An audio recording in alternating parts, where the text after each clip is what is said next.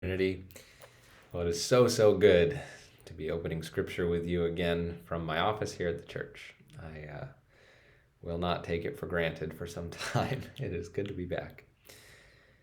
I'd like to go today to a verse from just my morning devotion rather than Proverbs. I was reading Psalm 60 this morning, and Psalm 60 verse 12 says something that is also in Psalm 108. It says, "With God we shall do valiantly.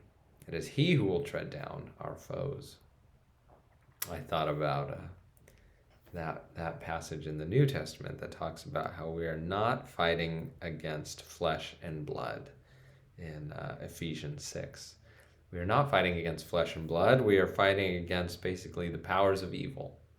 And in that context, it's good to remember, with God, we shall do valiantly. It's he who will tread down our foes. It has felt these last couple weeks, but really these last couple months, like there has been distraction after distraction. I don't know if that has been your experience, but it has been mine.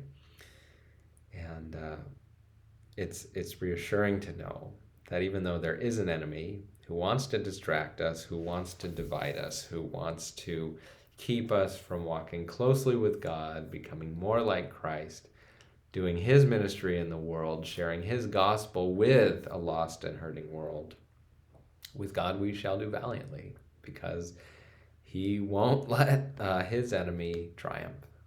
And I'm coming back into the office thinking, oh, there's all these things I want to get on top of again, and that I want to do a good job of, and I do want to do a good job of those things. But it's really important for me to remember this morning, and for all of us to remember as we look forward to better days and better days as a church here, that it's with God that we should do valiantly, not because of our own efforts or insights or wisdom or skills, but because of God who treads down our foes and his foes, all evil, because God ultimately will triumph. So we triumph as we walk with him.